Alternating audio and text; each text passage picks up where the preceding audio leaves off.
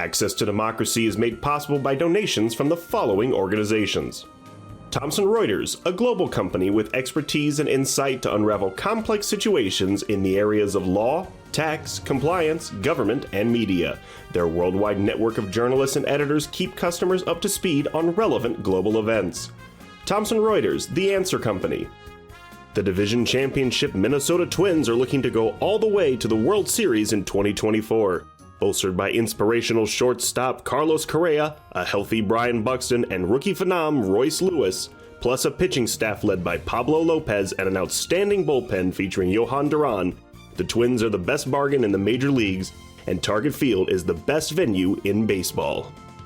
Sheridan Dulas & Kins, PA, a family and criminal defense law firm, has been serving clients in Dakota County and throughout Minnesota for over 40 years. Ranked a Tier 1 Best Law Firm by U.S. News and World Report every year since 2009, Sheridan Dulas & Kins are here to help you in your most difficult life circumstances.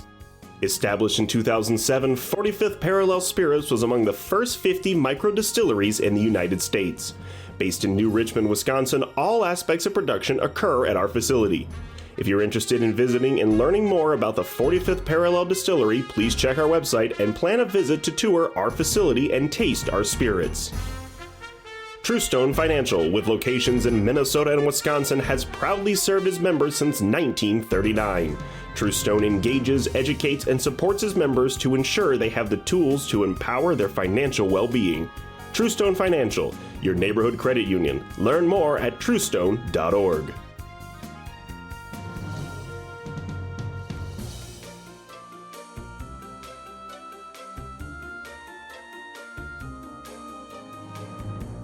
Hello and welcome to Access to Democracy. It's great to have you with us. I'm your host, Bill Raker. Today we have as guests on our program a couple of ladies from the Care Options Network. We're delighted to talk with them about what Care Options Network does, because I think they have a really important message to share with us. So our guests are Susanne Grochett, who is the director for Care Options Network, and Charlotte Hoos, the Membership Development and Sales and Marketing Officer for the organization. Ladies, we're delighted to have you on Access to Democracy. Thank you, Bill. Happy to be here. So let's start by sharing with our viewers what Care Options Network is. What's its mission? How did it get started? What's the history of the organization? Susanne, you want to start with that? Absolutely. So our mission at Care Options Network really is to make aging easier. And the way that we do that is we connect local senior care professionals who are supporting older adults in our community to resources so they can support their patients and clients and connect them to housing and services specifically for their healthcare needs. So that is really what we do. We're supporting the professional who's working with older adults and behind the scenes really establishing and weaving a network of approximately 1,000 members serving older adults in our local community to really work with older adults throughout the full service of care as older adults continue to age. That's a very significant mission, a very important mission, and we want to delve a little bit deeper into some of the things that that you do for those who use your services. But let's talk about what your role is in the network, Susanne. What do you actually do there? Sure. So I am the director of Care Options Network, and I've been in this role for 16 years now. Care Options Network has a history of 36 years in our community. 1989, I think it was. That's right. Yeah. That is right. So started as a small business, and in about the year 2000, we merged under the nonprofit Volunteers of America, Minnesota, Wisconsin. So I think it is really important to mention that we are a nonprofit. And we are, really working in a community way to support professionals working with older adults in the community. So 16 years ago I started, really just growing up, really close relationship with my grandparents, and was really attracted to working and getting to know older adults. I worked in an elder law firm for a few years and transitioned into Care Options Network, and just really have a heart for transitions that happen later in life and the really important people that need to be there in those moments when stakes are high. And we're working with, transitions for moms and dads and grandparents. It's very meaningful work. And the people who are providing those services need the support and information and resources that your organization makes available to them. Absolutely. Right? There are many options across housing sectors, across services for older adults.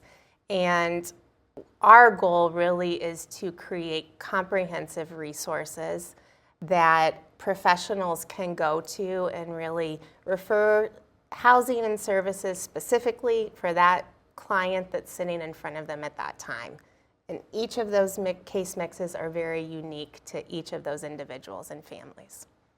So Charlotte, tell us what your role is and how you work with the people, the organizations that use the services. I will. I am mainly, my job focuses on membership and creating relationships with our members, making sure that they are getting their information out to the people that need their services.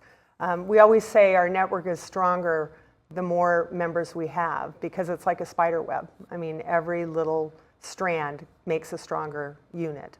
So I am boots on the ground a lot of the times. I'm out meeting with people, meeting with providers, trying to educate them on the benefits of membership, being able to communicate their messages to the other members, as Susanne mentioned, the other 1,000 plus members in our network, as well as having the link for them to provide information about what they're doing to support senior housing, senior aging, senior services. I mean, there's so many examples, Bill, from nursing programs to podiatry people to the people that can come clean the drains at the assisted living if they need to at the middle of the night. I mean, it takes a village, it really does, and there are a lot of dominoes that need to stay up to keep it strong. So you've talked about or referenced members. So describe a member. It's like a business, it's an organization, but it's not individuals? It can be individuals that have single proprietors. But it's still a business. It's still a business. There are all different types. We have services for providers, which is kind of a business-to-business relationship. Services for seniors, which are the direct services that a senior might require. And that's when I mentioned someone like a foot nurse, someone that comes, an attorney, nursing services, hospice services, in-home health care services. So all of those different people make up our membership community. And it's my interest and joy to be able to connect with them and hopefully have others learn that it's a great place to be in the Care Options Network, but also communicate intra-network what people are doing. So do you have some examples of how you market or promote the organization, the network? I would say one of our biggest tools, well, we have three huge tools. And we have the guidebook here, the directory here. Why don't you hold up the guidebook for the cameras to get a good shot of that. And the directory. And then we also have an electronic newsletter that goes out every week, and we call it Network News. Some people in the industry refer to it as the People Magazine of Senior Housing, because it's where people go every week to find out what new staff, what new services, dated events, how can I get some continuing education, support groups, all different types of information and what the network, with the membership network, is doing. So those are really, I think, our three biggest tools. And so this book has the listings of all of the members in the network and a description of the services that they provide. and it's the professional caregivers then that would refer to this book right. as a resource. Is that how that would work? That's right. So I can, give an example. If my mom ended up in the hospital for, broke her hip, something of the nature, and she was being discharged, the social worker, who we refer to as angels on earth, truly, would be in a situation where they would pick up the guidebook. Mm-hmm. Social workers call this their Bible. We always say the Bible, Sure. the Bible lowercase b. And they would be able to page through this and be able to compare the health needs that my mom has, as well as perhaps a transitional care community that's in the quadrant of the metropolitan area that's appropriate for both my mom and family. So the social worker would be able to, essentially marry healthcare services to geographic location in order to efficiently and correctly refer my mom to a transitional care unit where she could rehabilitate there until she moved home. So the social worker is supported by the work of the guidebook and the network we're weaving, the healthcare data points that we're receiving from members, we're organizing, and we're pushing back out through the guidebook. And inadvertently, my mom's health and our family is served. And this all happens through utilizing the guidebook. And again, 1,000 members, really specific healthcare data that social workers and our members help us, determine what we actually do collect in order for them to do the job that they need to do in an efficient way. The other piece that we offer would be the directory. And this is really the consumer magazine. Okay. Mm-hmm. The directory, really is information in the guidebook that we, silo it down to a 145-page magazine that my mom, my dad will be able to comprehend as they move, through learning about next steps in their aging journey. So the social worker can pass this to my mom and family, and my mom and our family can use this as an education tool, as well as help navigate potential housing, assisted living, residential assisted livings, affordable housing that might be necessary, in the near or future of my mom's journey through the aging continuum. Susanne, you did a great job of explaining the guidebook, what it is, how it's used, who uses it. Mm-hmm. And also explaining about the directories. So you've told us a lot. So Charlotte, how does one get copies of the directory? Okay, the directory. That's for the consumer. Yes, the consumer magazine. We print over 30,000 of copies of the directory annually. And as Susanne mentioned, it's a distillation of the guidebook, basically. We have a very direct and thoughtful distribution of the directory. It goes through our membership. Anybody that's a member, we provide copies of the directory for them every spring when it's hot off the press, so they can use it as a marketing tool. They can help find resources if they're in it. They can show the people what's around them, what's in their neighborhood. But also, if you can't help someone, it's a great tool saying, I don't know what my mom needs, but here's a big resource for you to find. Here's a place to start. Here's a place to start. Yeah. So we also distribute it through the Senior Linkage Line, which is a state-run organization that provides information for seniors. Libraries, doctors, clinics, senior centers, community centers, these are all distribution points for this free publication. So what's the geography that this information goes to and is used by the providers and the consumers? Sure. So currently our distribution of both publications is primarily based in the metro area, so surrounding and greater area too, surrounding counties. Next steps, another in year 37 and 38, we're hoping to move throughout the state. And the way we're going to be doing that more is through a technical lens, more than likely. So that is really what we are imagining right now for next steps for Care Options Network. Sure, that makes sense. And I believe there are digital or electronic versions of both of these publications That's available. And scrolling across the bottom of our screen is the website Wonderful. for the Care Options Network, where anyone can go get not only these publications in the electronic form, but other information about your network, right? Yes. Correct. Yeah. So how many care providers or primary users, I guess, of your service are there? Sure. So right now, we have just over 1,000 members. Okay, you have 1,000 members, but are there other users that are not members? Care management teams throughout our hospital systems, utilize the guidebook, both in the printed form as well as online. And I think that's really important news for us to hear. It's very, very special to our metropolitan community to have a go-to resource that social workers, most importantly, trust. It is so supportive for providers to be connected that way, because so many times older adults and their families are entering these transitions and not pre-planning.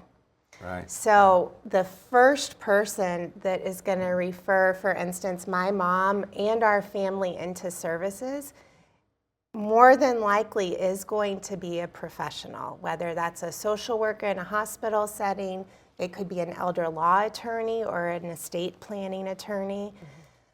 That's why the network works, to make this net of providers so strong, because ultimately that is who our community is talking to first as their trusted advisor. So beyond, membership, social workers in the hospitals, as well as care managers, teams behind the providers that are listed in the guidebook that are members of Care Options Network are using the guidebook.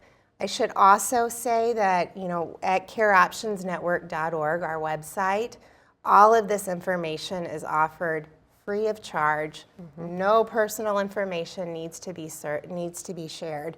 We are really about older adults and their families comparing apples to apples, so they can move through navigating these transitions as swiftly as possible, because it is a lot. It is a lot to understand, often in really emotional times. So we are really trying to make aging easier based on the relationships that we're establishing at a provider level, supporting providers and businesses with that information so they can go out into the community and work in the best way possible with older adults. This is something everybody needs to know about, wouldn't you say? I would say Yes, yes. It is a wonderful mission to be a part of. It is. And you've mentioned that Care Options Network is a nonprofit organization, Correct. Which is a good thing to know, because it does represent an independence and validity for the information that you're providing. So how's the organization's operations funded?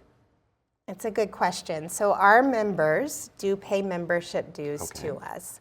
And members, consider our publications a marketing platform for them, because it truly does show their brand, and it also shows more than that. It shows the healthcare services they can provide, so a social worker can make a good referral for that particular patient in front of them at the time.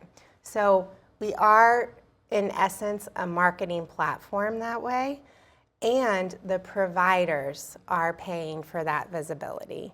So never will it happen where a provider refers to a service where that referral is going to initiate any sort of transaction. So there are membership dues, providers support that, and ultimately providers support this comprehensive network.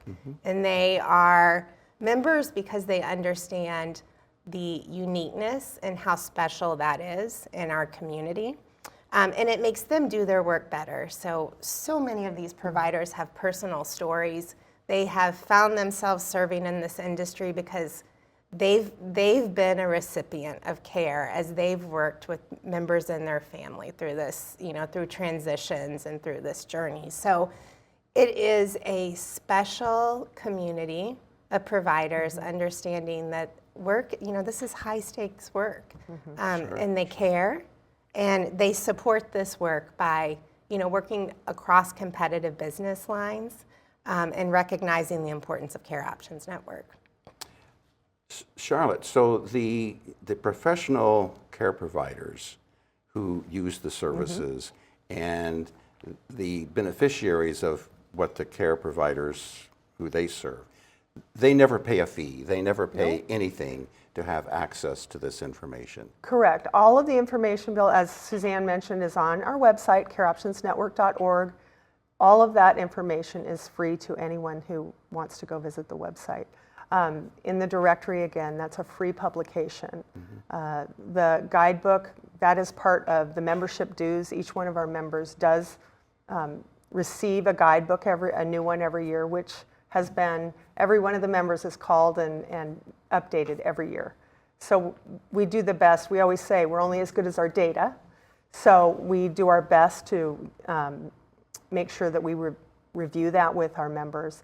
And new members come on all the time. We're always excited to see how we can help them fit into the network and provide services to the people that they're interested in helping.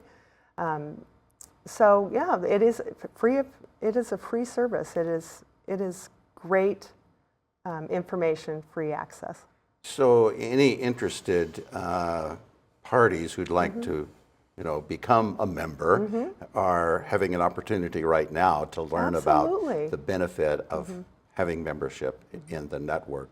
So Charlotte, you've mentioned, and Susanne as well, some of the services that are available through these members of the network. Correct. Housing options being one, some healthcare providers being others.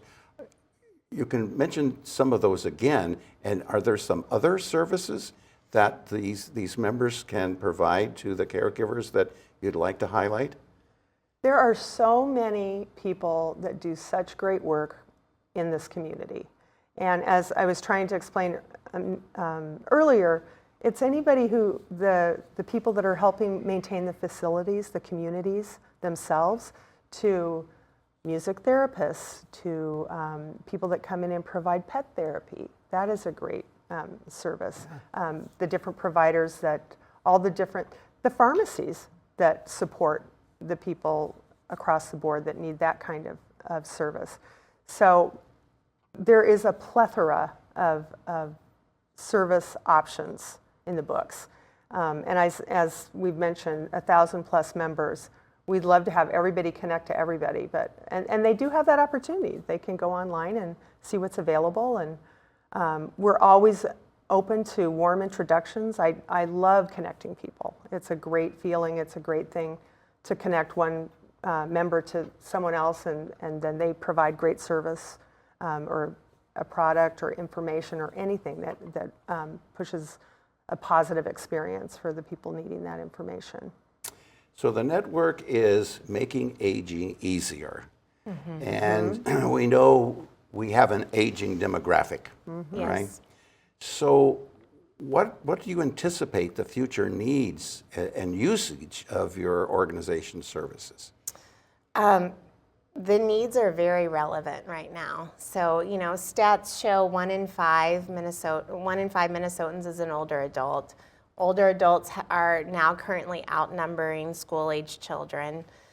So, and also in that same realm, there is a strong need for staffing in this field to support the baby boomer generation. That's really, what we are focusing on is we want to push throughout the entire state of Minnesota. And be able to support providers as they're connecting older adults to services, older adults to housing. Again, the way we really do that in building this network, yes, we organize, we collect data. We also, though, we're relationship builders. You know, we are establishing and building a trusting relationship and supporting that across the industry with providers. So we see that being so necessary